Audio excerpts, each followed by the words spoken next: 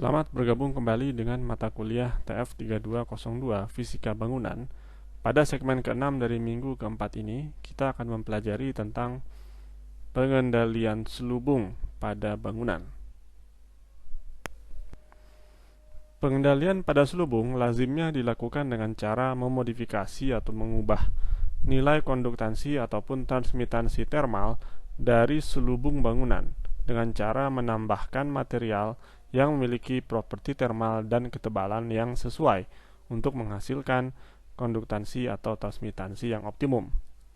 Sebagai satu contoh, misalkan suatu dinding bata seperti ini dengan susunan 105 mm bata, kemudian di tengah-tengah ada 50 mm rongga udara, serta kembali lagi 105 mm dinding bata, dilapisi plester 10 mm pada bagian dalamnya dengan nilai konduktivitas termal sebagai berikut. Jika regulasi atau peraturan setempat mempersyaratkan nilai transmitansi termal total U harus kurang dari atau sama dengan 0,8 watt per meter persegi Kelvin, maka kita diminta menentukan spesifikasi material yang perlu ditambahkan pada dinding tersebut. Artinya kalau kita biarkan dalam kondisi seperti ini, maka nilai U yang dihasilkan itu masih lebih dari persyaratan maksimum 0,8. Jadi kita perlu mengurangi dengan cara menambahkan material tertentu di rongga udara yang ada di sini atau di sebelah dalamnya misalkan. Untuk menentukan hal tersebut, kita dapat memulai dengan menghitung resistansi termal total dari susunan yang ada pada saat ini. Didapati nilainya sebesar 0,67 meter persegi Kelvin per watt dengan cara yang sudah kita pelajari sebelumnya. Nah, menurut regulasi, ternyata nilai transmitansi termal total U harus kurang dari atau sama dengan 0,8 watt per meter persegi Kelvin. Artinya kalau ini kita balik, berarti resistansi total yang dipersyaratkan harus lebih dari atau sama dengan 1 dibagi 0,8 atau 1,25 meter persegi Kelvin per watt. Jadi resistansi total harus lebih dari atau sama dengan angka ini. Padahal yang kita ketahui dari kondisi saat ini, nilai resistansi total baru berkisar 0,67 meter persegi Kelvin per watt. Sementara yang disyaratkan adalah 1,25 meter persegi Kelvin per watt atau lebih. Artinya ada selisih R total yang perlu ditambahkan sebesar sekitar 0,58 meter persegi Kelvin per watt.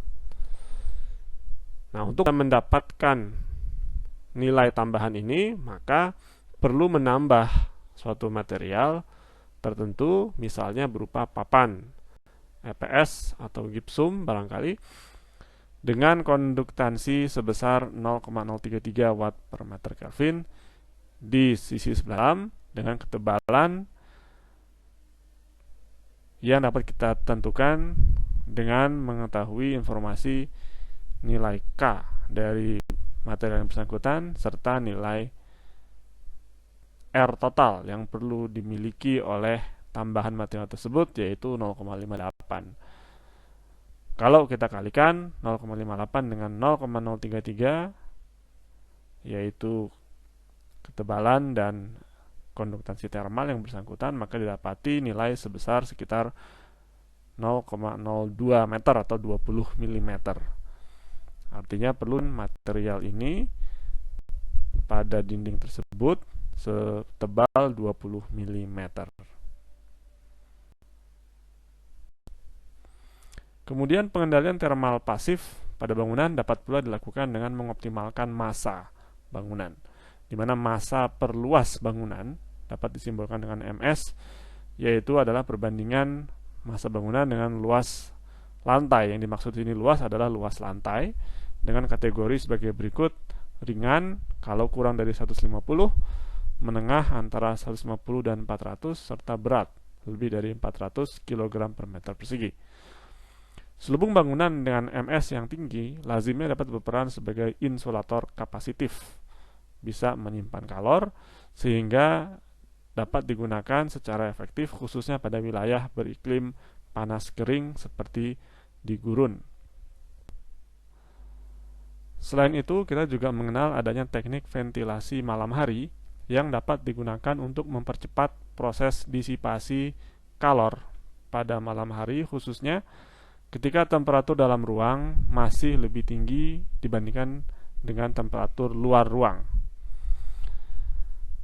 Teknik ventilasi malam hari ini dapat dilakukan dengan menggunakan bukaan atau dengan menggunakan bantuan kipas yang dipasang di bawah atap yang berfungsi untuk menarik udara panas dari dalam ruang supaya dapat keluar melalui atap dan dengan sendirinya akan menurunkan temperatur dalam ruang pada malam hari tersebut.